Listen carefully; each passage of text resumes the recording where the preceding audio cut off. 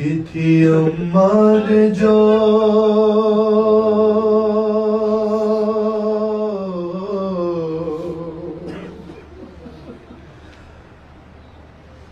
آل محمد پہ جو مشکل ترین وقت گزرے ہیں ان میں سے ایک وقت ہے جب مولا حسین خیمے میں رخصت کے لیے بہن کے پاس آئے صاحبان دل بیٹھے ہیں، میں مصیبت کے مثل آپ کی نظر کر رہا ہوں. خریدی تھی اماں نے جو پوشاک بلا دو زینب،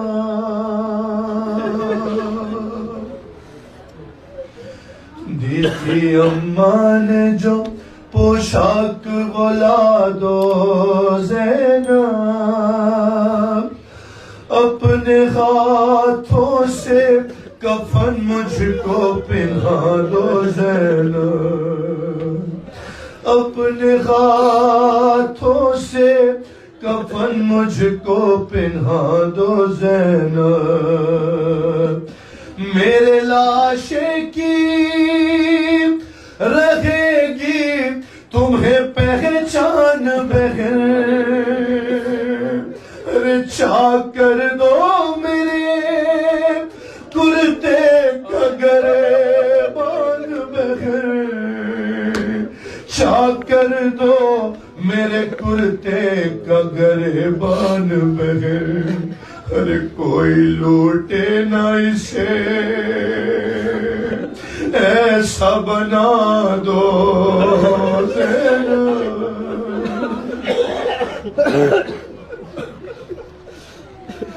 کوئی لوٹے نہ اسے ایسا بنا دو زینب، اپنے ہاتھوں سے کفن مجھ کو پہنا دو زینب. عجیب بہن ہے مولا حسین کا.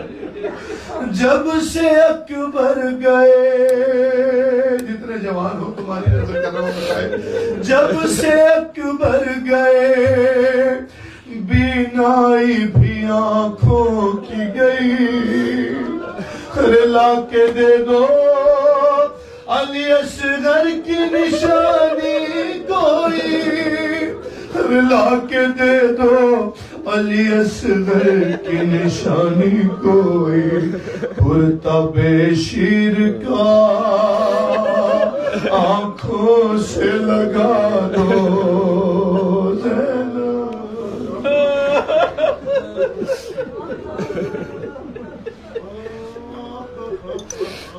کرتب شیر کا آنکھوں سے لگا دو زینب، اپنے ہاتھوں سے کفن مجھ کو پہنا دو زینب. جتنے صاحبان اولاد ہیں شعر سنیے. ارے قید خانے کی، قید خانے کی سنبھالو یہ امانت بی بی، گود میں لو اسے مظلوم ہو رخصت بی بی، ارے گود میں لو اسے مظلوم ہو رخصت بی بی، ارے میرا دامن میرا دامن میری بچی سے چھڑا دو.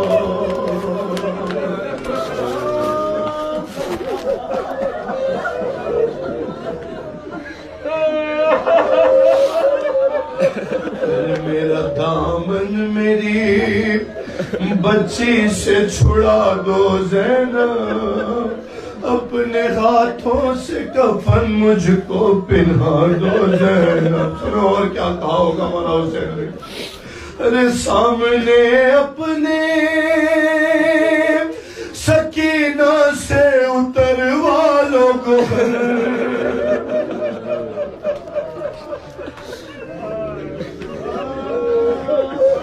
سامنے اپنے سکینہ سے اتروا لو گوہر، ابھی کچھ دیر میں لٹ جائے گا مظلوم کا گھر، ابھی کچھ دیر میں لٹ جائے گا مظلوم کا گھر. ارے یہ امانت کسی گوشے میں چھپا دو.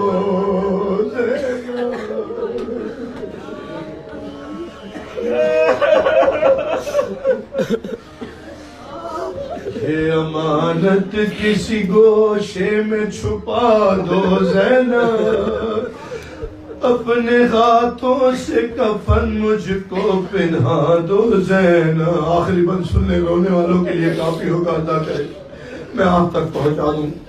بے بی آپ کی یہ صدائے گریہ قبول فرمائے. آل محمد کسی غم میں نہ رونے دیں سوائے غم سکینہ کے، سوائے غم حسین.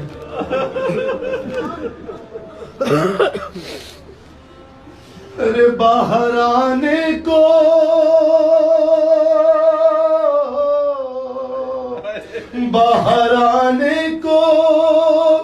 نہ خیمے سے میں کہتا تم کو.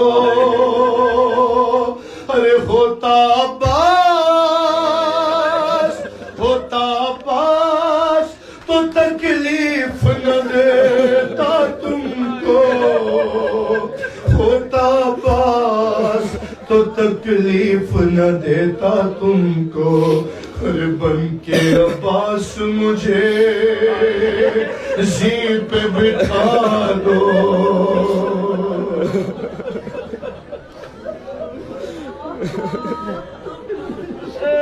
گھر سے شبیر جنازے کی طرح سے نکلے. ارے سبھی روتے تھے تکلم در خیمہ پکڑے. سبھی روتے تھے تکلم در خیمہ پکڑے. شہ نے جس دم کہا مرنے کی رضا دو زینب.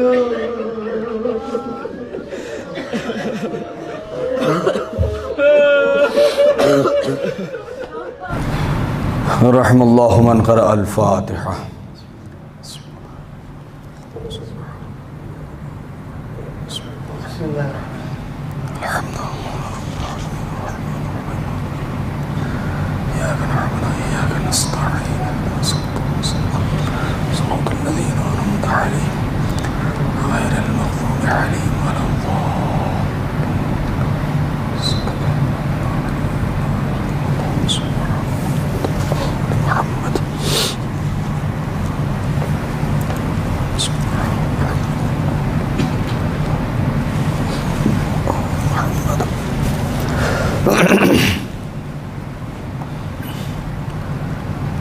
لا حول ولا قوة إلا بالله العلي العظيم. حسبنا الله ونعم الوكيل، نعم المولى ونعم النصير. أعوذ بالله السميع العليم من الشيطان اللعين الرجيم. بسم الله الرحمن الرحيم. الحمد لله الذي لم يتخذ صاحبة ولا ولدا ولم يكن له شريك في الملك ولم يكن له ولي من الذل وكبره تكبيرا. اللهم صل على محمد وآل محمد. والصلاة والسلام والتحية والإكرام على النبي الأمي المكي المدني القرشي الهاشمي الأبتحي سيدنا ومولانا ومقتدانا وهادينا أبي القاسم محمد. اللهم صل على محمد وعلى أهل بيته الطيبين الطاهرين المعصومين المظلومين الذين أذهب الله عنهم الرجس وطهرهم تطهيرا. اللهم صل على محمد سلام علی آل طه ویاسین ولعنۃ اللہ علی اعدائهم اجمعین من الآن الی یوم الدین اما بعد فقد قال اللہ الحکیم فی کتابہ الکریم بسم اللہ الرحمن الرحیم ان الذین آمنوا وعملوا الصالحات اولئک هم خیر البریہ جزاؤہم عند ربہم جنات عدن تجری من تحتها الانہار خالدین فیہا ابدا ورضی اللہ عنہم ورضوا عنہ ذالک لمن خشی ربہ۔ صلوات پڑھیں بر محمد و آل محمد۔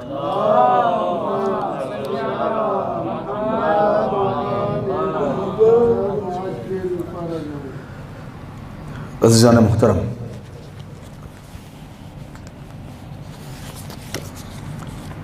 بیان سے پہلے آپ حضرات سے التماس ہے کہ ایک بار سورہ حمد اور 3 بار سورہ اخلاص کی تلاوت فرما کے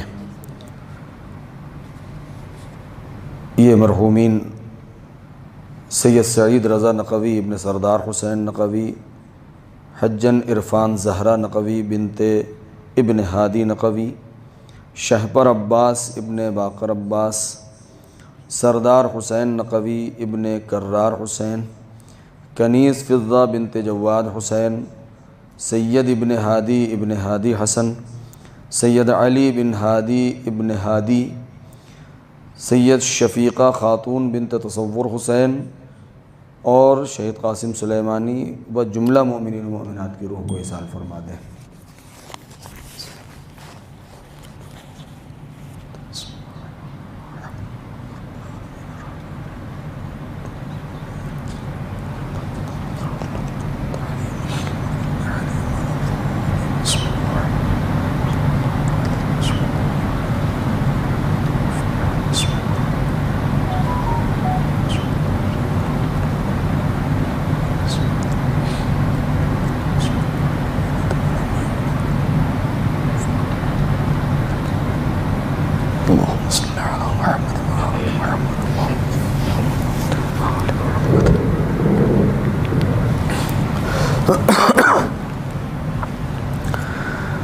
عزیزان محترم، علماء کرام اور طلاب عزیز اور ناظرین کرام،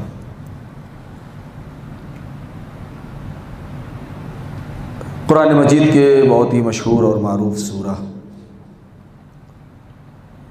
سورہ بینہ، جس کی یہ آخری 2 آیتیں ہیں 7 اور 8 نمبر، جس میں پروردگار عالم صاحبان ایمان اور صاحبان اعمال صالحہ کے انعام و اکرام اور ان کے درجات کو بیان کر رہا ہے کہ بے شک وہ افراد کے جو ایمان لائے اور جنہوں نے اعمال صالحہ بجا لائے، وہی پروردگار کی بہترین مخلوق ہیں، خیر البریہ ہیں، بہترین وجود ہیں۔ ان کا انعام اور ان کی جزا بارگاہ پروردگار میں خدا کے نزدیک یہ ہے کہ اس کی بہترین جنتیں ان کے لیے آمادہ ہیں، جنات عدن ہیں جہاں نہریں جاری ہیں، اور وہ ہمیشہ ہمیشہ وہاں رہنے والے ہیں۔ ابدیت ان کا مقدر ہے، ہمیشگی اور جاویدانگی ان کا نصیب ہے، اور ان کا اس سے بڑا جو انعام ہے وہ یہ ہے کہ خدا ان سے راضی ہے اور وہ اپنے رب سے راضی ہیں، اور یہ وہ افراد ہیں کہ جن کے دل میں خوف پروردگار پایا جاتا ہے، خشیت الہی پائی جاتی ہے۔ میں بغیر کسی مقدمے اور تمہید کے جو باتیں میں گزارش کر رہا تھا اسی سے متصل ہوتے ہوئے کہ اسلام کے دائرے میں آ جانا یہ انسان کے لیے صرف کافی نہیں ہے، بلکہ اسلام لانے کے بعد مرتبہ ایمان پر فائز ہو جانا یہ کمال ہے۔ اور صرف مرتبہ ایمان پر ہی فائز ہو جانا نہیں، بلکہ ایمان کے بھی مختلف مراحل ہیں، مختلف رتبے ہیں، اس میں بالا ترین مرتبے پر اور رتبے پر فائز ہو جانا یہ انسانیت کا کمال ہے۔ اسلام میں اور ایمان میں بہت بڑا فرق ہے۔ صرف زبان سے اقرار کر لینا، زبان سے کسی فقرے کو دہرا دینا، خدا کی توحید کا کلمہ پڑھ لینا، نبی کی رسالت کی گواہی دے دینا، اگر کسی نے زبان سے یہ بات کہہ دی تو سامنے والے کے اوپر یہ فرض ہے کہ وہ اسے مان لے کہ یہ مسلمان ہے، یہ اسلام لے آیا۔ لیکن ان دو فقروں کے ذریعے سے انسان سامنے والے کو دھوکہ بھی دے سکتا ہے، اس میں فریب کا بھی امکان پایا جاتا ہے، اس میں سامنے والے کو بہکایا بھی جا سکتا ہے، اور یہ صرف کیا نہیں جا سکتا ہے، لوگوں نے کر کے دکھایا ہے۔ صدر اسلام میں بہت سارے افراد ایسے تھے کہ جو نبی کی خدمت میں آئے اور آنے کے بعد انہوں نے کہہ دیا کہ یا رسول اللہ، ہم آپ کے خدا کی توحید کو مان رہے ہیں، اس کی وحدانیت کا اقرار کر رہے ہیں اور آپ کو اس کا نبی مان رہے ہیں،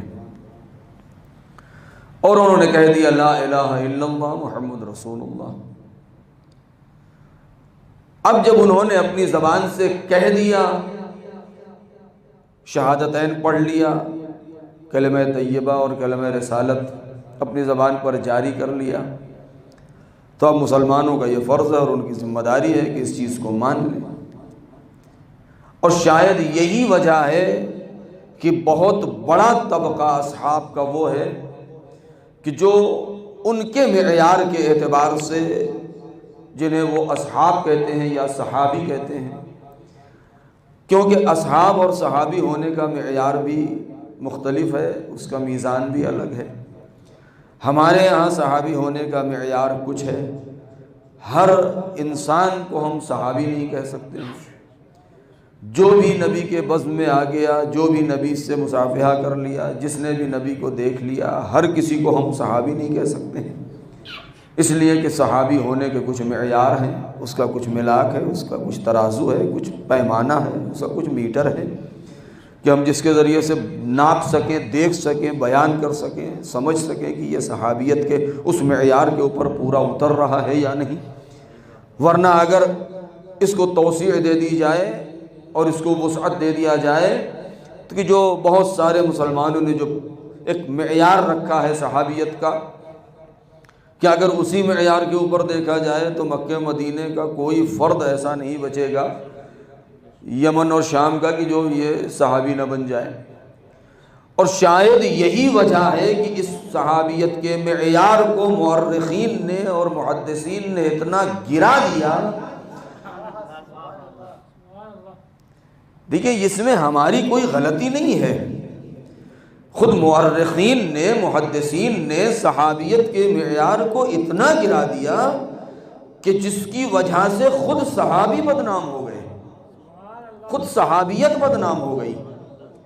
ورنہ اصحاب پیغمبر اور اصحاب، وہ اصحاب کہ جن کو ہم اپنے سر کا تاج سمجھتے ہیں، کہ جن کا احسان ہے اسلام کے اوپر، کہ جنہوں نے اسلام کے چہرے کو سرخرو کر دیا ہے، وہ اصحاب بھائی ان کے اوپر اللہ کا درود و سلام ہو، ان کا احسان ہے انسانیت کے اوپر، اسلام کے اوپر، دین کے اوپر، شریعت کے اوپر، کہ جنہوں نے لوائے حمد کو بلند کیا ہے، کہ جنہوں نے پیغمبر اکرم کی سے کتنی پریشانیوں کو دور کیا ہے۔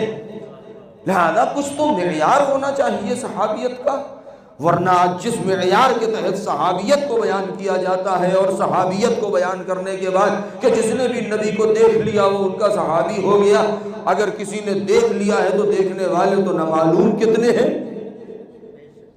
کہ جس نے نبی کو دیکھ لیا ہے، بازاروں میں چلتے ہوئے دیکھا، میدانوں میں دیکھا، منبر پہ دیکھا، مسجد میں دیکھا، محراب میں دیکھا، پہچانتا ہو یا نہ پہچانتا ہو، اور یہی چونکہ معیار کو اتنا گرا دیا کہ اس کے اندر اتنی وسعت پیدا ہو گئی کہ ہر غیر اس دائرے میں آتے چلے گئے، اور جب سب آتے چلے گئے تو سب کو صحابی، ہر ایک کو اصحاب پیغمبر، لہذا اس کا کوئی معیار، اس معیار کو اتنا نہیں گرانا تھا کہ جس کی بنا پر اسی معیار کو گرانے کا نتیجہ یہ ہوا ہے کہ وہ اصحاب کے جن کا احترام برقرار رہنا چاہیے تھا ان کا احترام بھی نہ ہو سکا، ان کا احترام بھی نہ ہو سکا، کیونکہ ایسے اصحاب بھی ہیں. یعنی اب بہرحال بات آ گئی، ایک چھوٹا سا مقدمہ ہے، میں اس منزل تک جانا چاہ رہا ہوں کہ جس نے بھی پیغمبر اکرم کو دیکھ لیا وہ ان کا صحابی ہے. ٹھیک ہے، اگر یہی معیار ہے تو، اور اسی معیار کے بنا پر حدیث بھی کہتی، گڑھ دی، البتہ چونکہ ہمارے ہاں سند کے اعتبار سے یہ حدیث غیر معتبر ہے، اس لیے کہ اس میں ایسے ایسے افراد شامل ہیں اس حدیث کو نقل کرنے میں کہ جن کی شخصیت اسلام کے اعتبار سے ایمان کے پیمانے پر پوری نہیں اتر رہی ہے. انہوں نے یہ کہہ دیا کہ اصحابی کالنجوم بأیہم اقتدیتم اہتدیتم، کہ نبی نے یہ فرما دیا ہے کہ ہمارے اصحاب، اور توجہ ایک جملہ دینا چاہ رہا ہوں، کہ ہمارے اصحاب ستاروں کی مانند ہیں، تم جس کی بھی اقتدا کر لو گے تمہیں نجات مل جائے گی. بأیہم اقتدیتم اہتدیتم، کہ میرے اصحاب ستاروں کی مانند ہیں کہ تم جس کے بھی پیچھے چلے جاؤ گے تمہیں نجات مل جائے گی. بھائی ستاروں کا کام کیا ہے؟ نجوم کا کام کیا ہے؟ پروردگار عالم نے ان ستاروں کو پیدا کیوں کیا ہے؟ علم نجوم ہمارے یہاں سیکھنا ہماری شریعت میں حرام ہے، اس منزل میں کہ وہ علم نجوم کہ جس کے ذریعے سے لوگ کسی کی موت کا پتہ لگانے لگے، کسی کی حیات کا پتہ لگانے لگے، کسی کی تقدیر اور کسی کا نصیب دیکھنے لگے کہ اس انسان کے مستقبل میں اس کے حالات پیدا ہوں گے. ورنہ علم نجوم سیکھنا ضروری ہے. کس حد تک؟ جیسا کہ مولا نے فرمایا ہے نہج البلاغہ میں کہ علم نجوم کو پروردگار عالم نے اسی لیے رکھا ہے کہ جس کے ذریعے سے سمندر کے سینے کے اوپر کشتیاں چل سکیں اور ان کو راستہ مل سکے. یعنی ستاروں کا کام یہ ہے کہ سمندروں میں راستہ بتاتے ہیں، صحراؤں میں راستہ بتاتے ہیں، ہدایت کرتے ہیں. لیکن یہ سارے ستارے اور نجوم وہ ہیں کہ اس میں کچھ سیارے ہیں، کچھ ستارے ہیں، کچھ ایسے ہیں کہ جو گردش کرتے ہیں، کچھ ایسے ہیں جو گردش نہیں کرتے ہیں، کچھ ایسے ہیں کہ ابتدائے شب میں ایک طرف ہوتے ہیں، انتہائے شب میں دوسری طرف چلے جاتے ہیں. ان میں کچھ ستارے ایسے ہیں کہ جو کشتیوں کی رہنمائی بھی کرتے ہیں، کچھ ستارے ایسے ہیں کہ جو دھوکہ بھی دے دیتے ہیں. کیوں؟ اس لیے کہ کچھ ستارے اچھے بھی ہیں، کچھ ستارے دمدار بھی ہیں. کیوں؟ اس لیے کہ کچھ دمدار ستارے بھی ہیں کہ جس کے ذریعے سے انسان بہک بھی جاتا ہے. لیکن حدیث تو گڑھ لیا، اور اگر بہت اڑ کے سوچا بھی تو اصحاب کی مثال دی بھی تو نجوم سے دی ہے، ستاروں سے. یہ بھول گئے کہ بزم پیغمبر میں آنے والے صرف ستارے ہی نہیں تھے. تمہیں ستارے مبارک ہو. جب ہم ائمہ کو سلام کرتے ہیں تو آواز دیتے ہیں این الشموس الطالعہ این الاقمار المنیرہ. ارے وہ چمکنے والے سورج کہاں ہے؟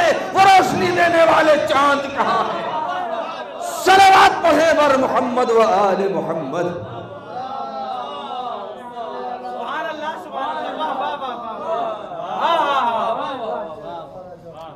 این الشموس الطالعہ این الاقمار المنیرہ این الانجم الظاہرہ.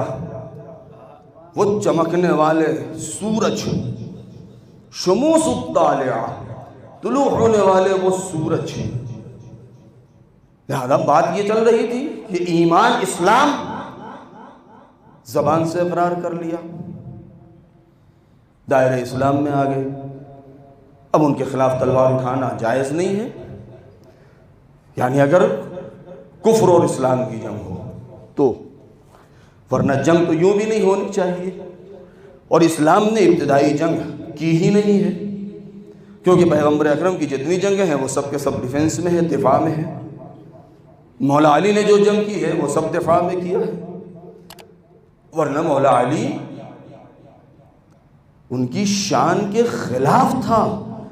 میں ایک جملہ کہنا چاہ رہا ہوں، یہ جنگ جس کو جنگ تحمیلی کہا جاتا ہے، زبردستی لات دینے والی جنگ، ورنہ علی کی شجاعت اور ان کی شان کے خلاف تھا کہ وہ کسی خاتون کے مقابلے میں شمشیر پر کف میدان میں آتے. لیکن اب چونکہ بہرحال جنگ زبردستی کی تھی، اس لیے مولا علی کو میدان میں آنا پڑا. تو اسلام ان شہادتین اور ان 2 کلموں کے ذریعے سے کہ جو اسلام میں انسان داخل ہو گیا، لیکن یہاں پر اس بات کا اندیشہ ہے کہ یہ انسان دھوکہ دے رہا ہو، جیسے کہ ابو سفیان نے دھوکہ دیا. انہیں سب سے بڑا زیادہ جس نے دھوکہ دیا ہے وہ ابو سفیان ہے کہ فتح مکہ پر اس نے اسلام ظاہری اعتبار سے قبول کر لیا، لیکن اس کے دل میں کبھی ایمان آیا ہی نہیں. لیکن ایمان کا مرحلہ وہ ہے کہ جس کا تعلق صرف زبان سے نہیں ہوتا ہے. بہت توجہ چاہوں گا، اسلام کا تعلق زبان سے ہے، ایمان کا تعلق دل سے ہے. اگر صرف اتنا مختصر سا جملہ اگر کسی کے سامنے واضح ہے تو کوئی بہت بڑی دلیل دینے کی ضرورت نہیں ہے. ہمیں ان کے اسلام سے کوئی لینا دینا نہیں ہے کہ جن کا اسلام ان کا لقلقہ زبانی ہو. ہمیں تو ایمان ابو طالب مبارک ہو کہ جس کا تعلق قلب سے ہے. صلوات پڑھیں بر محمد و آل محمد.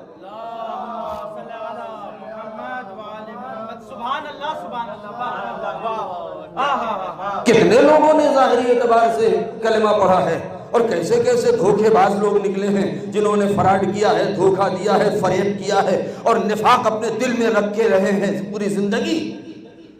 ایسے اسلام کا کیا فائدہ ہے؟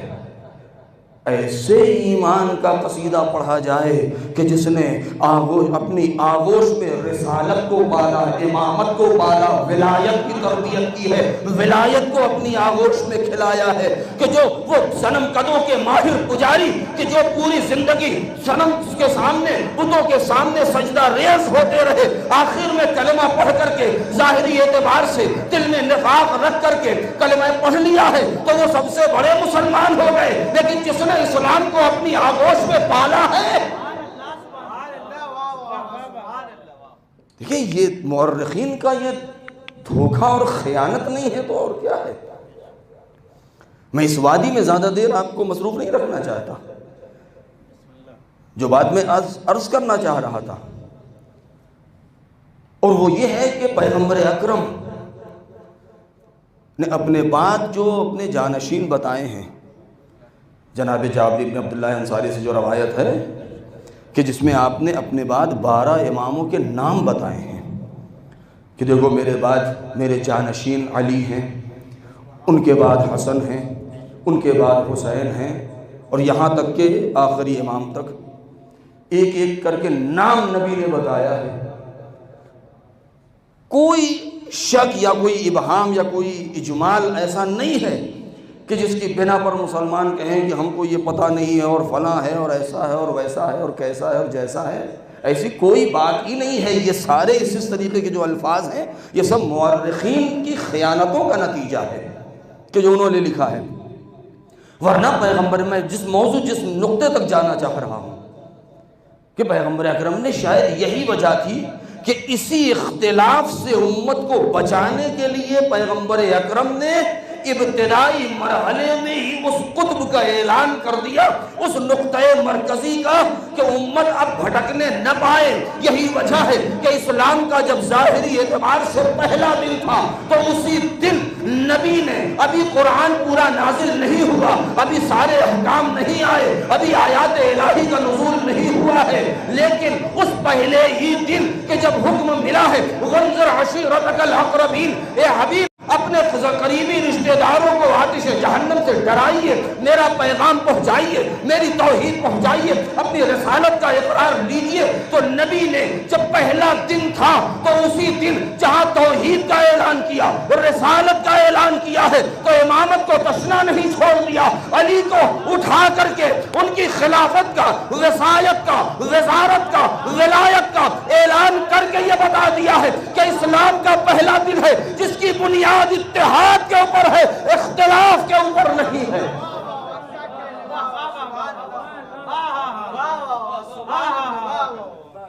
پہلا دن ہے جس کی بنیاد اتحاد کے اوپر رکھا ہے۔ گمراہ نہیں، لاوارث چھوڑ کے نہیں گئے ہیں، لاوارث چھوڑ کے چلے جائیں۔ ابھی ابتدا ہے، پہلا دن ہے۔ ابھی مکے والوں کو بھی کہاں پتا ہے، کچھ نہیں معلوم، لیکن پہلے گھر والوں کو بلایا۔ اب وہ واقع ذو العشیرہ مجھے پورا نہیں پڑھنا، لیکن جہاں پہلا دن ہے وہیں توحید بھی، رسالت بھی، علی کی ولایت و خلافت بھی۔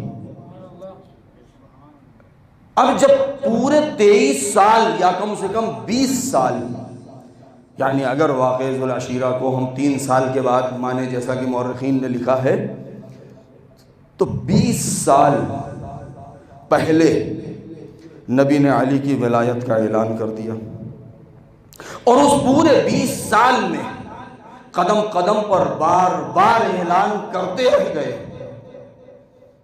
اور اس کے بعد میدان غدیر میں قانونی اور رسمی اور سرکاری اعتبار سے حکم پروردگار سے علی کی ولایت کا اعلان کر دیا۔ اب اس کے بعد نبی کی وفات کے بعد جو اختلاف پیدا ہوا، تو اب یہ بتائیں کہ یہ اختلاف پیدا کس نے کیا ہے؟ میں یہاں سے اپنی بات کو چھوڑ رہا ہوں تاکہ میں آئندہ چل کے وہ نقطہ میں آپ کے سامنے رکھوں۔ اختلاف کس نے چھیڑا ہے؟ کیا اختلاف ہماری طرف سے ہے؟ اصل ہمارا جو موضوع ہے، جو آج کا جو گفتگو کرنا ہے، دیکھیں کائنات کا وجود اتحاد کے اوپر ہے، وحدت کے اوپر ہے۔ اگر وحدت ختم ہو جائے تو انتشار پیدا ہو جائے گا، اور جہاں انتشار پیدا ہوگا وہاں فنا آ جائے گی، بقا نہیں رہے گی۔ جہاں بھی انتشار ہوا وہاں فنا ہے، بقا نہیں ہے۔ اور یہی وجہ ہے کہ پیغمبر اکرم نے پہلے ہی دن اتحاد کے اوپر بنیاد رکھ کے امت کو اس بات سے ہوشیار کر دیا ہے کہ دیکھو اسی قطب عالم امکان کو، یہی خلافت، یہی ولایت، یہی وصایت، یہی وزارت کہ جو علی کی ولایت کا اعلان کیا ہے، تم اسی کے اوپر جمع رہنا اور اسی کے اوپر تم سب کے سب متفق رہو گے۔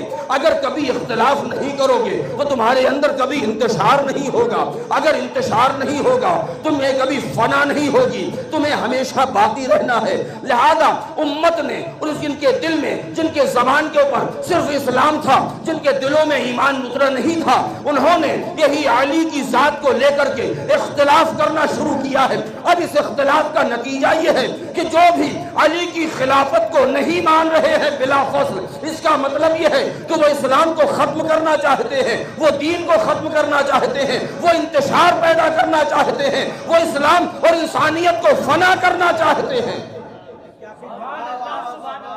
وہ فنا کرنا چاہتے ہیں، کیونکہ کائنات کا وجود، ہر شے کا وجود وحدت اور اتحاد کے اوپر ہے۔ شاید یہی وجہ ہے کہ اگر ہم پیغمبر اکرم کی سیرت پر غور کریں تو نبی نے 13 سال کے بعد جب مکے سے مدینے تشریف لے آئے تو مدینے پہنچنے کے بعد سب سے پہلا اقدام جو نبی نے کیا ہے وہ کیا ہے؟ سب سے پہلا اقدام جو مہاجرین آئے ہیں، جو ہجرت کر کے آئے ہیں، کہ جو مائیگریٹ کر گئے، وہاں سے مکہ چھوڑ کر کے اپنا سارا ساز و سامان چھوڑ کر کے مدینے آ گئے، وہاں کے مشرکین سے پریشان ہو کر کے، لہذا اب جب وہ مدینے آ رہے ہیں تب وہ بالکل تنگ دست ہیں، ہاتھ ان کا خالی ہے، ان کے پاس کچھ نہیں ہے۔ لہذا اب جب یہاں آ رہے، اور یہ بہرحال مزاج بشر بھی یہی ہے کہ جو کہیں پہلے سے موجود ہو، اگر کوئی باہر سے دوسرا آ جائے تو جو پہلے سے موجود ہے وہ بعد میں آنے والے کو جلدی برداشت نہیں کرتا۔ اب چونکہ مدینے میں پہلے سے ایک آبادی اور ایک بستی تھی کہ جہاں لوگ رہ رہے تھے، لہذا وہ کیسے اس چیز کو برداشت کر لے کہ جو مکے سے آئے ہیں وہ بھی انہی کے درمیان آ کے آباد ہو جائیں۔ اگر صرف آباد ہونے کا معاملہ ہوتا تو شاید برداشت کر بھی لیتے، لیکن یہاں پر مسئلہ صرف آباد ہونے کا نہیں تھا، یہاں پر مسئلہ یہ تھا کہ ان کی آدھی جائیداد بھی تقسیم ہو رہی تھی اور آنے والوں کو دی جا رہی تھی۔ لہذا اب وہ انسان جو اپنے فطرت سے مجبور ہے، جو اپنے بشری تقاضے سے مجبور ہے، جو اپنے ذہنیت سے مجبور ہے، وہ جس کا دل اپنے اس جائیداد سے وابستہ ہے، وہ اپنے پورے زندگی کی کمائی آدھی جائیداد اپنے سامنے والے کو کیسے دے دے؟ لہذا وہ سخت ترین مرحلہ تھا کہ جب نبی مکے سے لے کر کے آئے ہیں مسلمانوں کو مدینے، تو سب سے پہلا جو اقدام کیا ہے وہ کیا کہ مدینے میں رہنے والے انصار کو مکے سے آنے والے مہاجرین کا بھائی بنا دیا۔ بھائی بنا دیا۔ کیوں؟ اس لیے کہ اگر غیریت اور اجنبیت ہوگی تو اختلاف کا خطرہ ہے، لیکن جب دونوں میں اخوت اور بھائی چارگی پیدا ہو جائے گی تو وہاں پر اتحاد قائم ہوگا، اور جب اتحاد قائم ہو جائے گا تو وہاں پر اسلام کی بنیاد مضبوط ہوگی۔ میں ایک جملہ کہنا چاہتا ہوں کہ کسی کو بسا کے بھائی بنانا اور ہے، بھائی بنا کے بسا دینا یہ نبی کا کمال ہے۔ کیوں؟ اس لیے کہ جذبہ اخوت پیدا ہو گیا۔ تو ایک تو یہ اتحاد، لہذا اسلام کی بنیاد ہی اسی بات کے اوپر ہے۔ اہل بیت نے جو پوری کوشش کی ہے، بس میں اس نتیجے تک جانا چاہتا ہوں کہ جو اصل لب مطلب ہے جس کے لیے میں نے اتنی زحمت دی ہے۔ ہم اتحاد کے مخالف نہیں ہیں، مسلمانوں کے درمیان اتحاد ہم بھی چاہتے ہیں، اور سب سے پہلا نعرہ بھی ہم ہی نے بلند کیا ہے مسلمانوں کے درمیان اتحاد کا۔ ہمارا جو اصل نتیجہ جو میں دینا چاہتا ہوں وہ یہ ہے کہ اتحاد ایک اچھی چیز ہے، اتحاد ہونا چاہیے، کیونکہ اگر اختلاف ہوا تو شیرازہ بکھر جائے گا، فنا ہو جائیں گے، مگر اتحاد کے لیے سنخیت ضروری ہے۔ نہیں، میں ابھی اس کی وضاحت کروں گا، کیونکہ علماء تشریف فرما ہے، طلاب تشریف فرما ہے، اہل مطالعہ ہیں، لہذا یہ جملہ میں اس لیے میں نے ابھی کہہ دیا، اس کی وضاحت میں بعد میں کروں گا ابھی، کہ اتحاد وہاں ہوتا ہے جہاں مشترکات ہوں، جہاں سنخیت پائی جاتی ہو۔ اب میں مقدمہ اپنا پیش کر دوں، ہم اتحاد کے ہی پرچار کرنے والے ہیں، کیونکہ آگے دیکھیں، آج اگر مسلمانوں کو باقی رہنا ہے تو اس میں کوئی شک نہیں ہے کہ انہیں اتحاد کرنا پڑے گا، ایک پلیٹ فارم کے اوپر آنا پڑے گا، مگر پہلے سب سے پہلے وہ مسلمان بنے۔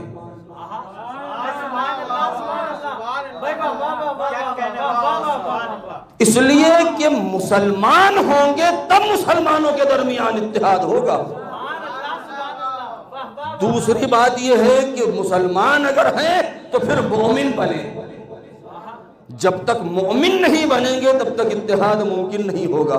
اور آج پوری دنیا میں جو انتشار اور اختلاف پھیلا ہوا ہے وہ اسی نہ ایمان کے نہ ہونے کی بنا پر ہے کہ جن کے دل میں آج بھی نفاق پایا جاتا ہے، کہ جو ظاہری اعتبار سے تو اسلام کا پرچم لگائے ہوئے ہیں، ظاہری اعتبار سے مسجد میں اذان بھی دے رہے ہیں، امامت بھی کر رہے ہیں، اونچا پیجامہ بھی پہن رہے ہیں، لمبا کرتا بھی پہن رہے ہیں، داڑھی بھی بڑھا رہے ہیں، مگر دل کے اندر کفر چھپا ہوا ہے۔ اس لیے کہ اسلام کبھی بھی اس بات کی اجازت نہیں دیتا کہ کسی کا گھر لوٹ لیا جائے، کسی کو ذبح کر دیا جائے، کسی کو قتل کر دیا جائے۔ آج یہ جو ظلم ہو رہا ہے اسلام کے نام پر، جہاں کہیں بھی ظلم ہے وہاں کچھ بھی ہو سکتا ہے، اسلام نہیں ہو سکتا، اور جہاں کہیں اسلام ہے وہاں کچھ بھی ہو، ظلم نہیں ہو سکتا۔ اسلام ہمیشہ سے ظلم کا مخالف رہا ہے۔ لہذا میں اس نقطے تک پہنچنا چاہ رہا ہوں کہ اہل بیت نے اور پیغمبر اکرم نے اپنی پوری زندگی جو صرف کر دی اسی بات کے اوپر کہ اتحاد ہو جائے، یہاں تک کہ تاریخ کا مطالعہ کریں۔ میں اسی لیے ہر مجلس میں کہتا ہوں اپنے جوانوں سے، نوجوانوں سے، کہ اسلام کی ہسٹری ضرور پڑھیں، اس لیے کہ ہم نہیں پڑھ رہے ہیں، بہت توجہ، ہم پیچھے جا رہے ہیں اسلامی تاریخ سے، اور دشمن ہماری ہی تاریخ پڑھ کے ہمارے ہی اوپر حملہ کر رہا ہے۔ میں ایک جملہ کہنا چاہ رہا ہوں، بس آج کی مجلس کا یہ میسج ہے۔ ہم اپنی تاریخ کو نہیں پڑھ رہے، ہم اپنے دین کو نہیں سمجھ رہے ہیں، ہم اپنی شریعت سے غافل ہیں، ہم احکام نہیں جانتے، ہم مولا کے فضائل سے ناواقف ہوتے جا رہے ہیں، اور دشمن ہماری ہی دینی کتابوں کو پڑھ کے، ہماری ہی تاریخ کو پڑھ کے ہمارے ہی خلاف محاذ آرائی کر رہا ہے اور ہم کو کمزور کرنے کی کوشش کر رہا ہے۔ وجہ کیا ہے؟ صرف ایک جملے میں خلاصہ کر دوں، وقت نہیں لوں گا۔ سوچیں کہ دشمن نے آج یہ پوری دنیا، سپر پاور امریکہ ہو، چاہے اسرائیل ہو، چاہے برطانیہ ہو، اور انہی کے وہ پالتو افراد، بھئی یہود و نصارہ کی ناجائز اولاد ہی کا نام تو آل سعود ہے۔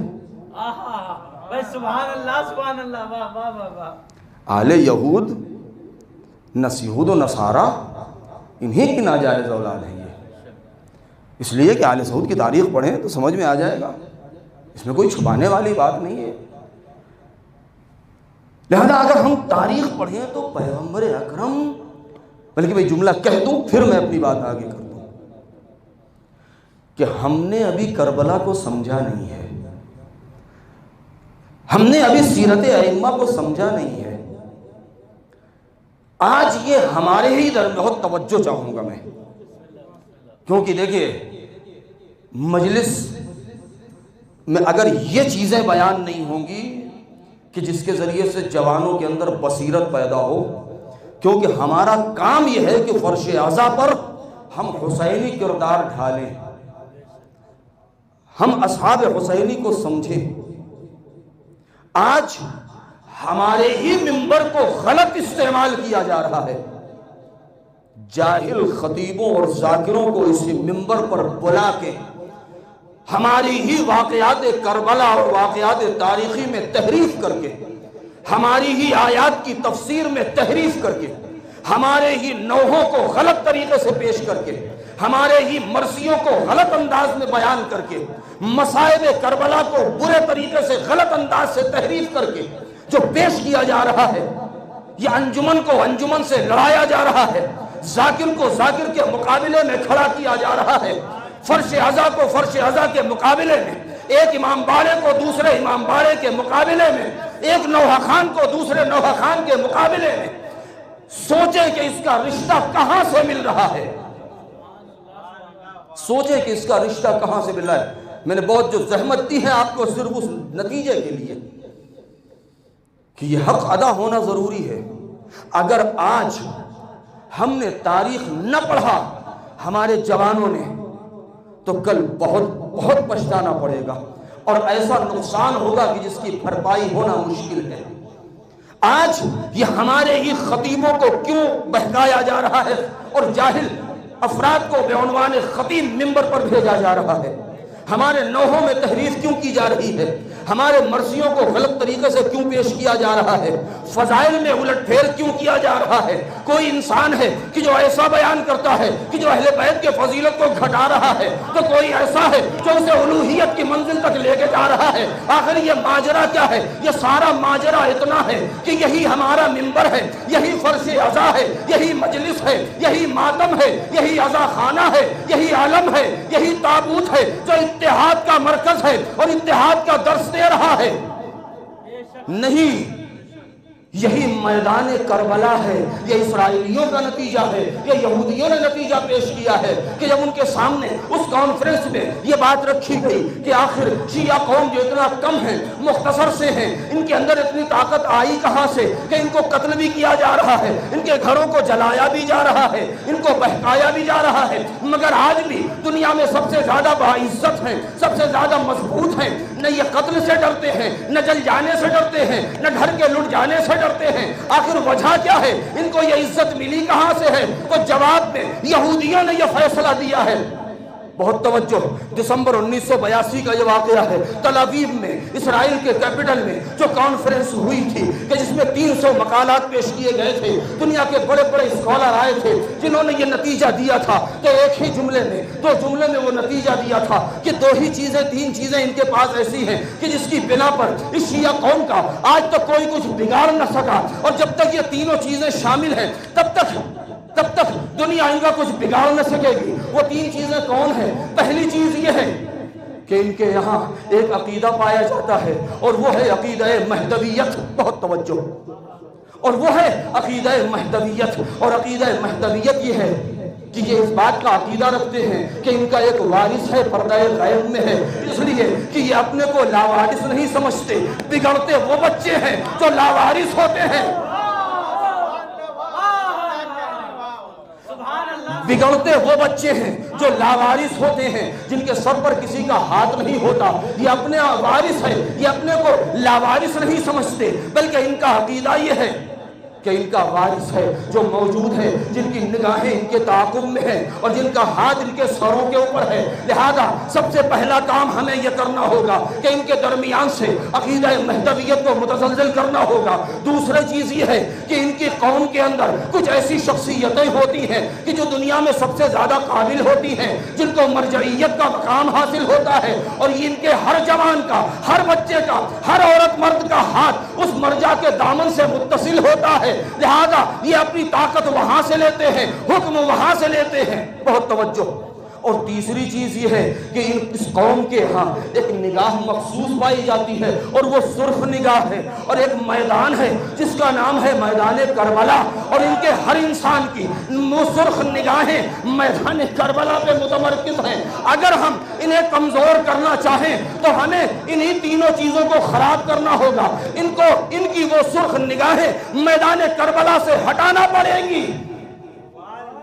بہت توجہ، نہیں ابھی نہیں، میں نتیجہ دینا چاہتا ہوں۔ یہ وہ نہائی اور آخری نتیجہ پیش کیا ہے اس کانفرنس میں، اور معتبر کتابوں اور مجلات میں، میگزینز میں وہ مقالہ اور وہ نتیجہ اور اس کانفرنس کی رپورٹ چھپی بھی ہے۔ دسمبر 1982 کا واقعہ ہے۔ اب جو میں بات کہنا چاہ رہا ہوں، جو میسج ہے وہ کیا ہے؟ وہ اصلی بات یہ ہے کہ اگر ہم نے کربلا کو نہ سمجھا، اگر ہم نے اپنی تاریخ نہ پڑھی، اگر ہم نے اپنے احادیث کی حفاظت نہ کی، اگر ہم نے اپنے سرمایہ علمی کو نہ بچایا، اگر ہم نے فرش عزا کی آبرو نہ بچائی، اگر ہم نے خود اختلاف کر لیا ہے، تو اتنا یاد رکھا کہ یہ ہمارے ہی منبر کو استعمال کیوں کر رہے ہیں، ہماری ہی فرش عزا کو کیوں استعمال کیا جا رہا ہے، ہماری ہی نوحہ خان اور مرثیہ خان اور خطیبوں کو کیوں استعمال کیا جا رہا ہے؟ اس لیے کہ دشمن نے ہم سے زیادہ ہماری تاریخ کو پڑھا ہے، ہم سے زیادہ دقیق طریقے سے انہوں نے کربلا کو سمجھا ہے۔ وہ اس نتیجے تک پہنچ چکے ہیں، بہت توجہ، وہ اس نتیجے تک پہنچ چکے ہیں کہ کل 1400 سال پہلے صرف 72 انسان تھے، ظاہری اعتبار سے 72 تھے، مگر ہر منہ میں ایک ہی زبان بول رہی تھی۔ 72 سینے تھے، ہر سینے میں ایک ہی دل دھڑک رہا تھا۔ 72 دہن تھے، منہ تھے، ہر منہ میں ایک ہی زبان بول رہی تھی، 72 سینے تھے، ہر سینے میں ایک ہی دل دھڑک رہا تھا، 72 سر تھے، ہر سر میں ایک ہی فکر تھی، ہر ایک کی زبان پر ایک ہی فکرہ تھا۔ کل صرف 72 نے مل کے ایک آواز ہو کر کے کہہ دیا تھا لبیک یا حسین، تو اس زمانے کے سب سے بڑی سپر پاور طاقت کچھ بگاڑ نہ سکی، اور اس کا صرف 72 بہت توجہ، صرف 72 نے مل کے ایک زبان ہو کر کے کہہ دیا تھا کہ لبیک یا حسین، تو اس زمانے کی سب سے بڑی طاقت کہ جس میں لرزہ پیدا ہو گیا اور وہ ڈوب گیا اس شہداء کے خون میں۔ کہیں ایسا نہ ہو کہ اسی 72 کی پیروی میں آج کہیں 72 کروڑ مل کے یہ نہ کہہ دیں کہ لبیک یا حسین۔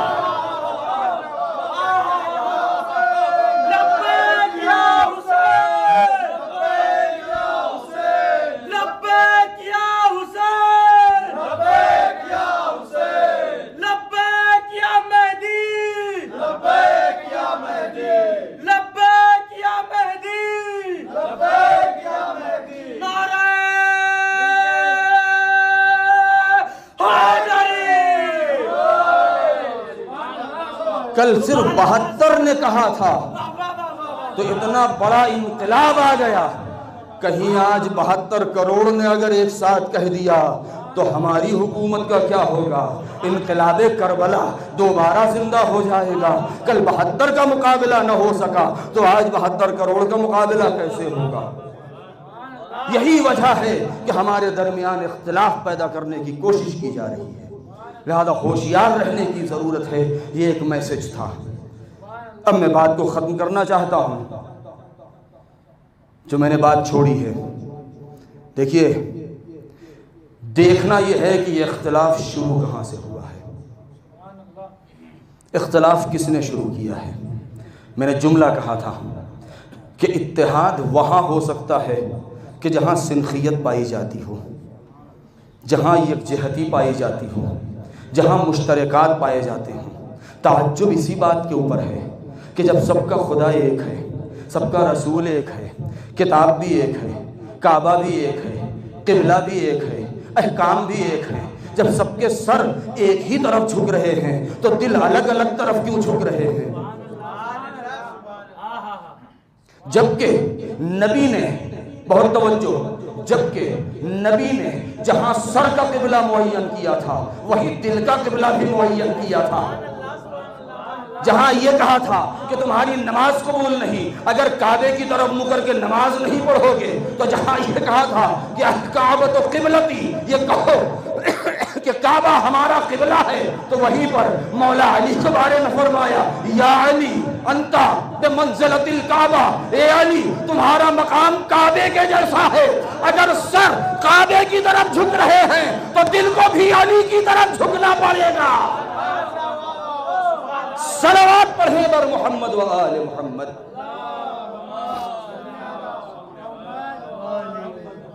نہیں، اتحاد ہم مخالف نہیں ہیں، سب سے پہلے استقبال کے لیے تیار ہیں، لیکن اتحاد تب ہوگا جب دونوں طرف حق ہو، جب دونوں طرف ایمان ہو، جب دونوں طرف یقین ہو، جب دونوں طرف صبر ہو، جب دونوں طرف حوصلہ ہو، تب جا کے یہ ممکن ہے۔ اگر کوئی یہ کہہ دے، بہت توجہ، کہ ہم اہل بیت کے حقوق سے چشم پوشی کر لیں، یہ ہم سے ہوگا نہیں۔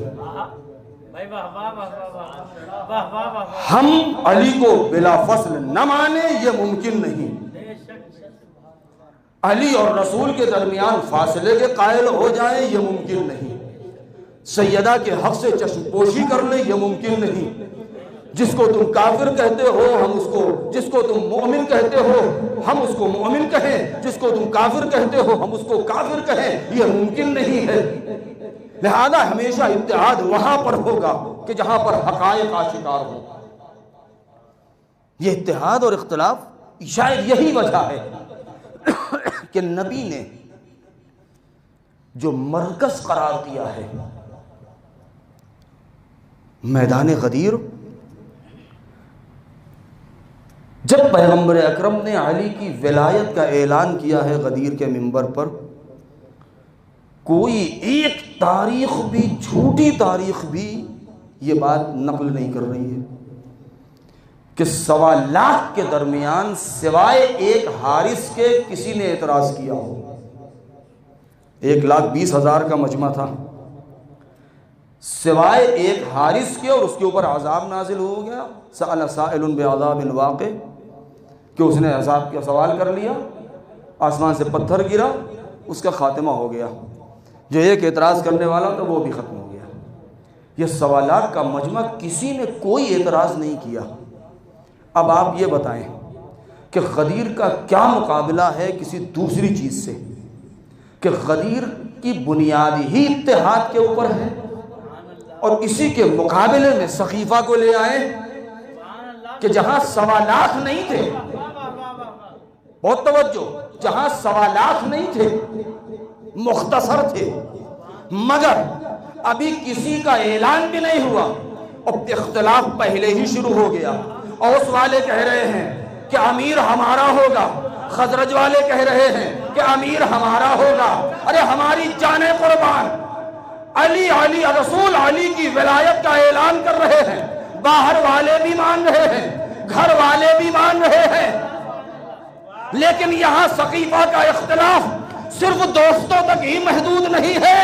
ارے ہم اس کو کیسے رسول کا جانشین مان لیں کہ جس کو رسول کا جانشین خود اس کا باپ ماننے کے لیے تیار نہیں۔ صلوات پڑھے گا محمد و آل محمد۔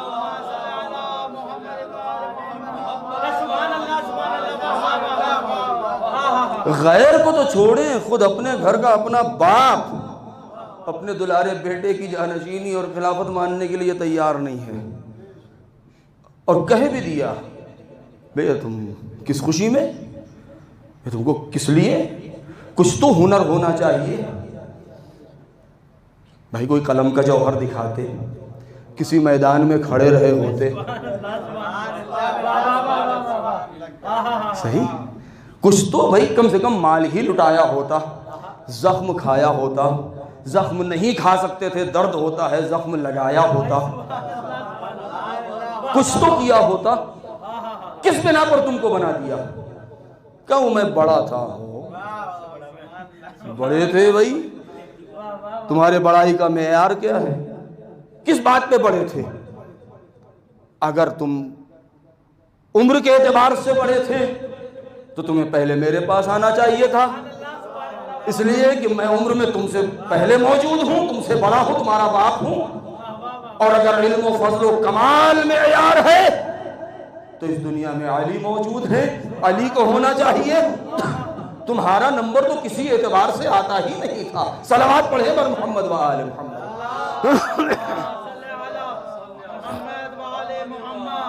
ادھر اختلاف کا یہ عالم ہے، بس آخری فقرہ، ادھر اختلاف کا یہ عالم ہے، ادھر اتحاد کا یہ عالم ہے۔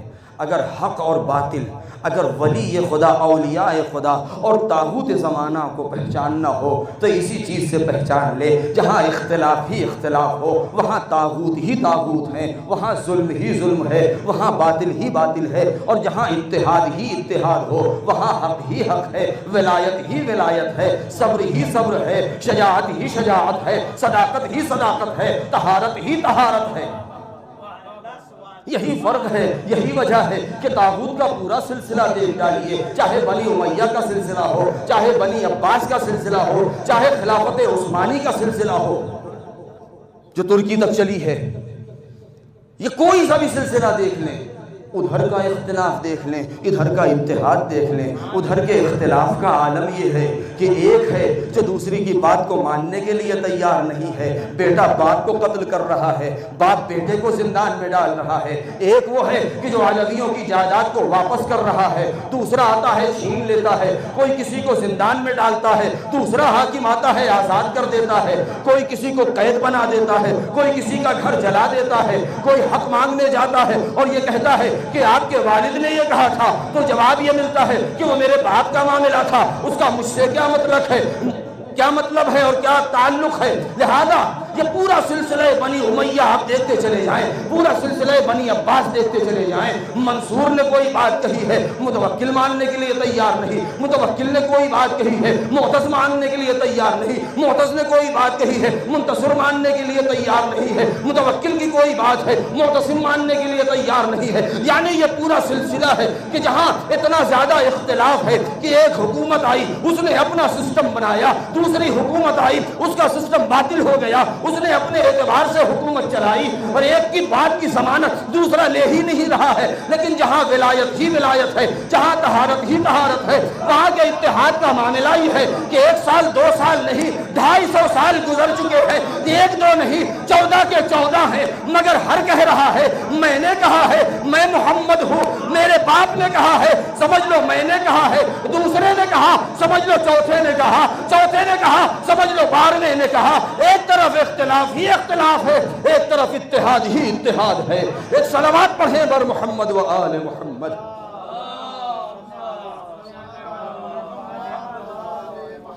اب دنیا خود فیصلہ کر لے سبحان اللہ سبحان اللہ کہ کس کے راستے پر جائے, جہاں اختلاف ہے یا جہاں اتحاد ہے.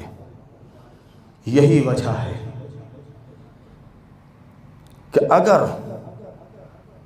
حق اور باطل میں اتحاد ممکن ہوتا تو حسین بیعت کر لیتے, حسین بیعت کر لیتے. لیکن حسین ابن علی نے اعلان کر دیا مثلی لا یبایع مثلہ, نہ میں نہ مجھ جیسا. اب ایک بات آ گئی ہے تو ایک آخری جملہ کہہ دوں ربط مصائب کے لیے. دیکھیں کربلا میں حسین ابن علی نے جو تقریریں کی ہیں, جو اقدامات آپ کے ہیں, وہ پورے گزشتہ 50 سال اور اس سے پہلے کے 63 سال 113 سال, یعنی گزشتہ 50 سال اور اس سے پہلے کے 63 سال, یعنی نبی کی ولادت سے 113 سال, اور اس سے پہلے ان کے اجداد طاہرین کہ جو سب کے سب انوار ہیں. کلمہ نے بیان کیا تھا کہ سب کے سب نور ہیں. اس پورے سلسلے کو اس انداز سے واضح کر دیا ہے سید الشہداء نے کہ کوئی کہہ ہی نہیں سکتا ہے کہ علی نے بیعت کر لی, معاذ اللہ, العیاذ باللہ. علی اور طاغوت کے ہاتھ پہ بیعت یہ ممکن نہیں ہے. یا حسن نے صلح کر لی تو گویا کہ وہ بیعت ہو گئی, یہ ممکن نہیں ہے. مورخ لاکھ لکھتا رہے, کتنا ہی بڑا معتبر کیوں مورخ نہ ہو, پوری دنیا مل کے کہے گی کہ وہ معتبر ہے اور وہ سچا ہے. اگر اس نے یہ لکھ دیا کہ علی نے بیعت کی ہے تو ہم اس مورخ کو دنیا کا سب سے بڑا جھوٹا انسان مانیں گے. سبحان اللہ بے شک, واہ واہ واہ, ہم مان ہی نہیں سکتے. اس کی کتاب جلا دی جائے گی, اس کی کتاب کا اعتبار ختم ہو جائے گا. وقت ختم ہو چکا ہے. لیکن میں ایک جملہ کہہ دوں,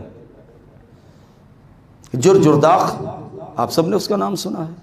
میرا خیال ہے ہمارے ناظرین جہاں تک میری آواز جا رہی ہے اور لوگ دیکھ رہے ہیں سن رہے ہیں, اس کا نام ضرور سنا ہے. کرسچن تھا جرداخ, بہت بڑا اسکالر, ریسرچ کی ہے اس نے بہت, اور اپنے زندگی کے آخری ایام میں کسی جگہ مصر غالباً گیا تھا یا لبنان گیا تھا, اور اس کو کسی نے کہا کہ بھائی تم نے کتنی کتابیں پڑھی ہیں, ذرا یہ کتاب بھی پڑھ کے دیکھو, اور اس کو نہج البلاغہ دے دیا.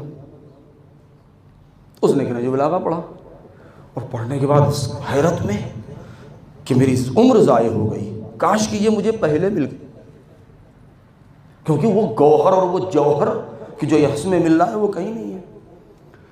لہذا اس نے جب اس کو پڑھا تو جتنا جو کچھ اس نے لکھ رکھا تھا اس سب کو اس نے خط کھینچ دیا, یہ سب بیکار ہے. اب جو عمر باقی رہ گئی ہے اس میں اس نے کہا جو کچھ بھی لکھنا ہے بس اسی کے بارے میں لکھنا ہے. لہذا اس نے کتاب لکھی, اور وہ کتابیں آپ جانتے ہیں عربی میں جس کا نام ہے الامام علی صوت العدالت الانسانیہ, 4-5 جلدوں میں ہے, بعد میں 6 جلدوں میں بھی اس کا ایڈیشن آیا ہے. یعنی علی عدالت انسانی کی آواز، ہر زبان میں ترجمہ بھی ہو چکا ہے۔ جب یہ کتاب لکھ چکا اور چھپ چکی اور بازار میں آ گئی منظر عام پر اور بہت سے محققین کے ہاتھوں میں پہنچ چکی تو لوگوں کو تعجب ہوا، اور اس کے بعد مصر ہی میں غالباً کانفرنس ہوئی، اس کے مقدمے میں پہلی جلد میں یہ لکھا ہوا ہے، اور اس کے بعد وہاں جب یہ پہنچا تو کسی نے وہاں پر درمیان میں چھیڑ دیا وقفے میں، کہا بھائی کیا آپ کو اسلام میں اتنی بڑی بڑی ہیرو شخصیتیں گزر چکی ہیں، آپ نے کسی اور کے بارے میں کچھ لکھا ہی نہیں، یہ صرف علی ہی کے بارے میں آپ نے کیوں لکھا ہے؟ خاموش، ابھی بتاتا ہوں۔ دوسرے نے کہا کہ آپ کا بھی جواب دیتا ہوں۔ جب دیکھا کہ بہت سارے لوگ یہی کہنے لگے تو کہنے لگے ایسے نہیں، میں جب وہاں جاؤں گا ٹریبون کے اوپر ڈائس پر تو وہاں سے جواب دوں گا۔ اور اس کے بعد لکھا ہے لوگوں نے کہ جب سب سے بحث و مباحثہ ہو چکا ہے اور اس کے بعد جب وہ مائک پر پہنچے ہو تو پہنچنے کے بعد ایک جملہ کہا کہ ابھی میری گفتگو ہو رہی تھی، لوگوں نے مجھ سے اوپر بہت اشکال کیا، اعتراض کیا ہے کہ آپ نے فلاں کے بارے میں کیوں نہیں لکھا، فلاں کے بارے میں کیوں نہیں لکھا، فلاں کے بارے میں کیوں نہیں لکھا، کہ آپ نے ان کو جانتے نہیں ہیں، ان کے بارے میں پڑھا نہیں، ان کے بارے میں پڑھا نہیں۔ میں جواب صرف ایک جملے میں دینا چاہتا ہوں، اور میرا جواب یہ ہے کہ میں نے فلاں کو بھی پڑھا، فلاں کو بھی پڑھا، فلاں کو بھی پڑھا، سب کو پڑھا، سب کچھ دیکھا ہے، لیکن میں کیا کروں؟ میں نے اس پوری بھیڑ میں سوائے علی کو کسی کو اس لائق پایا ہی نہیں کہ اس کے بارے میں کچھ کہا جائے، کچھ لکھا جائے۔ صلوات پڑھے بر محمد و آل محمد۔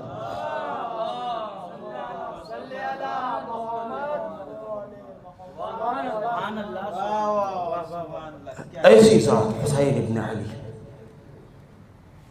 عزاداروں، ایسی شخصیت حجت خدا۔ مولا نے کیا فرمایا تھا؟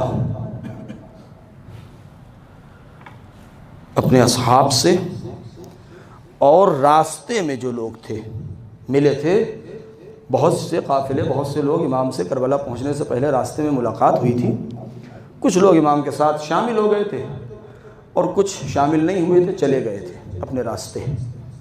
تو جب اپنے راستے جا رہے تھے تو امام نے ایک جملہ کہا تھا کئی مرتبہ کئی لوگوں سے، حتیٰ کہ شب عاشور بھی کہا تھا کہ اگر تم میں سے کوئی جانا چاہتا ہے تو چلا جائے، مگر شرط ہے کہ کل یعنی عاشور کا دن ہونے سے پہلے اتنی دور چلا جائے کہ جب میں آواز دوں تو اس کے کانوں تک میری آواز نہ پہنچنے پائے۔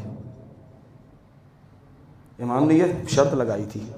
راستے میں جو لوگ ملے تھے اور الگ ہوئے تو کہا تھا کہ جا تو رہے ہو مگر اتنی دور چلے جانا کہ جب میں پکاروں مدد کے لیے تو میری آواز تم تک پہنچنے نہ پائے، کیونکہ اگر امام کی آواز کسی کے کان تک پہنچ گئی اور وہ نہ پلٹا تو اس کے بخشش کا کوئی راستہ نہیں ہے،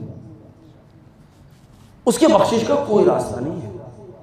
اب ایک بات تو بہرحال طے ہو گئی کہ لشکر یزیدی میں چاہے جتنے بھی لوگ نمازی رہے ہوں، جو بھی رہے ہوں، ان کے بخشش کا کوئی راستہ نہیں ہے۔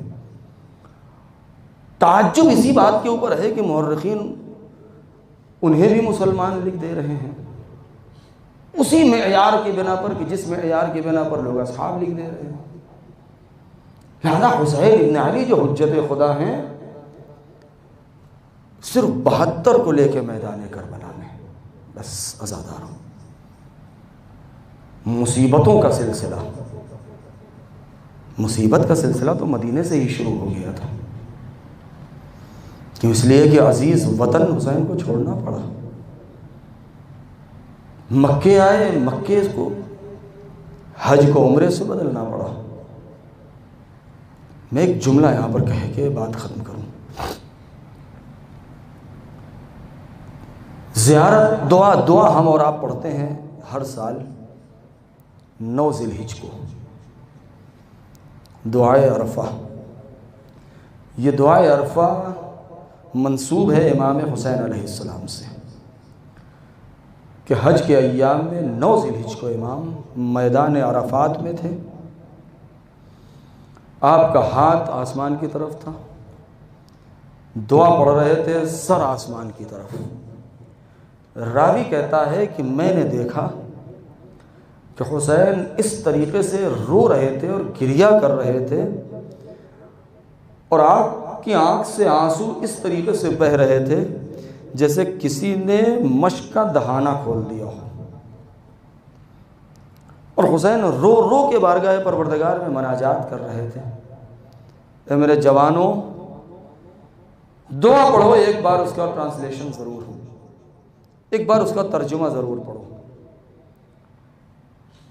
حسین جہاں پر شکر کر رہے ہیں اور حمد پروردگار کر رہے ہیں، تو وہاں پر حمد کرتے کرتے ایک جملہ نہیں کہہ رہے ہیں کہ الحمدللہ، نہیں، حمد کا اور شکر کا عجیب انداز ہے، میں کیسے بیان کروں۔ حسین شکر کر رہے، اے میرے پروردگار تیرا شکر ہے، تیری حمد ہے، تیری ثنا ہے میرے پورے وجود کے ساتھ۔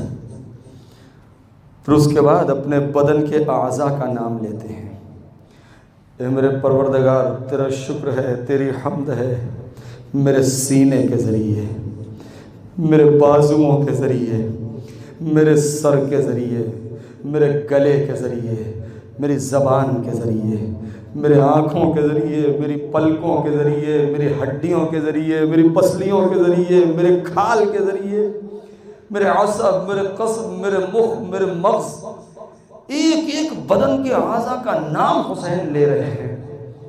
یہ کیوں حسین اپنے بدن کے اعضاء کا نام لے رہے ہیں؟ یہ راز تو اس وقت کھلا کہ جب چاہنے والی بہن اور تڑپ تڑپ کے چاروں طرف دیکھتی رہی اور حسین کی میت ارے گھوڑوں کی ٹاپوں سے پامال ہوتی رہی، حسین کا بدن کا کوئی حصہ ایسا نہ بچا کہ جو زخم سے محفوظ رہ گیا ہو۔ اجرکم علی اللہ، 1951 زخم حسین کے بدن پر۔ یہ ازادارو کس کس مصیبت پر آنسو بہایا جائے۔ کل میں نے جناب علی اکبر کے مسائل پڑھے تھے، آج میں مختصر جناب ابو الفضل عباس کا ذکر کر دوں۔ ہائے وہ عباس جس کی جنگ کی آرزو اور تمنا دل میں ہی رہ گئی، جو ذخیرہ تھے کربلا کے لیے۔ مولا علی نے پروردگار کی بارگاہ سے مناجات کر کے جس فرزند کو مانگا تھا، ہائے وہ عباس جس نے جنگ صفین میں ایسا جوہر شجاعت کا دکھایا تھا، آج میدان کربلا حسین جب مدینے سے چلے تھے تو قدم قدم پر جب بھی کوئی بات آئی اور جری نے تلوار کھینچا ہے تو حسین نے ایک ہی فقرہ کہا تھا، اے بھیا عباس یہ کربلا نہیں ہے۔ آئے ولید کے دربار میں حسین نے روک دیا، اے بھیا کربلا نہیں۔ ہر کا لشکر سامنے آیا، حسین نے روک دیا، اے بھیا یہ کربلا نہیں۔ ہائے اب جب کربلا کا میدان آیا شب عاشور، ارے راوی کہتا ہے کہ زہیر قید ہے کہ جو ایک مرتبہ خیموں کا تلایا پھرتے پھرتے جب ایک مقام پر پہنچے تو کیا دیکھا، ارے علی کا لال اپنے تلوار پر سائیکل کر رہا ہے۔ میں ایک مرتبہ ٹھہر کے پوچھا، اے عباس ارے یہ کیا کر رہے ہو؟ کہا زہیر تمہیں معلوم نہیں، اپنی تلوار تیز کر رہا ہوں، ارے کل جنگ کا دن ہے، ارے کل دیکھنا کس انداز سے جنگ ہوگی۔ آئے عباس کی یہ تمنا بس زہیر کا ایک ہی فقرہ تھا، یہ عباس تمہیں معلوم ہے کہ تمہیں حسین نے اور تمہیں علی نے کس دن کے لیے پالا ہے۔ تاریخ کہتی ہے کہ ایک مرتبہ ارے گھوڑے پر سوار ہوئے ہیں اور پیروں کو رکاب میں ڈال کے انگڑائی لی ہے تو گھوڑے کی رکابیں ٹوٹ گئی، آواز دی، اے زہیر اے زہیر ارے تم مجھے جوش شجاعت دلا رہے ہو، ارے کل جب دن ہوگا تو دیکھنا کہ یہ علی کا لال کیسے جنگ کرے گا۔ ہائے یہ تمنا دل میں رہ گئی۔ یہ اس وقت کہ جب حسین نے کہا، اے بھیا ارے میری بچی بہت پیاسی ہے، ارے اس کے لیے سبیل آپ کر دو۔ آئے عباس نے سر کو جھکا لی، سکینہ کی ارے سوکھی ہوئی مشق لیا، ایک مرتبہ آگے بڑھے، علم کو لیا۔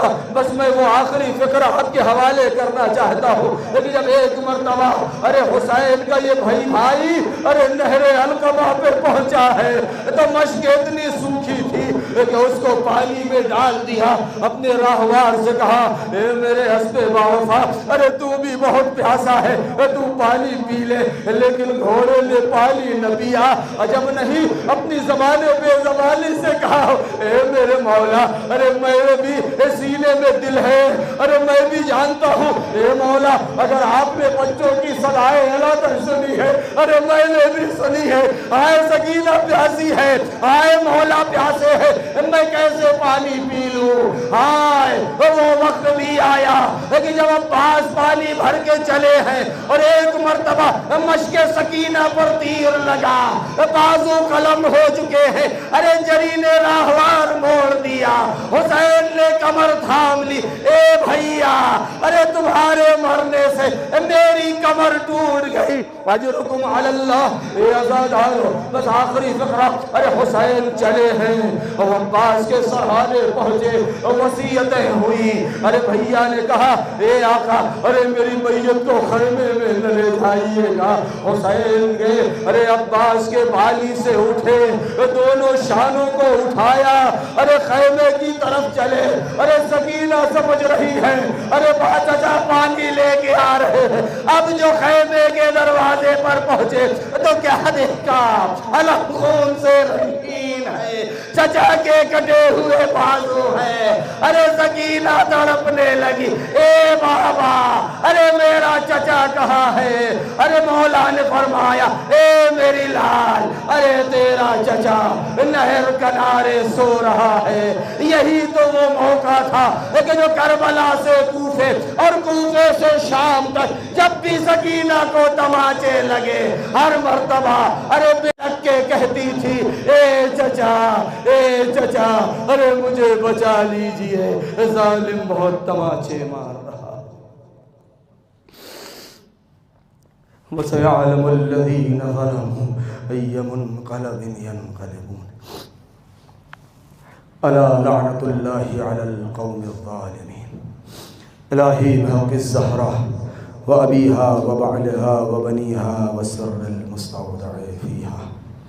پروردگار ہمارے اس مختصر سی عزا کو قبول فرما، ہمارے والدین اور مومنین کے گناہوں کو بخش دے، ہمیں علم و عمل کی توفیق مرحمت فرما۔ جو بیمار ہیں پروردگار شہدائے کربلا اور بیمار کربلا کے صدقے میں انہیں شفائے کامل و عاجل مرحمت فرما۔ ایک درخواست کی گئی ہے، ایک بندے مومن سید سعید اقبال جعفر جو واقع بیمار ہیں اور اسپتال میں ہیں، پروردگار شہدائے کربلا کا واسطہ، بیمار کربلا کا واسطہ ہے، سے جلد شفا مرحمت فرما، پرچم اسلام کو سربلند فرما، پرچم کفر و نفاق کو سرنگوں فرما، یہ وبا جو دنیا میں پھیلی ہوئی ہے اس کا خاتمہ فرما، مومنین کو اپنے حفظ و امان میں رکھ، ہمارے امام کے ظہور میں تعجیل فرما، ہمیں ان کے جانثاروں میں شمار فرما۔ ربنا تقبل منا انك انت السميع العليم۔ ماتم حسین یا حسین یا حسین۔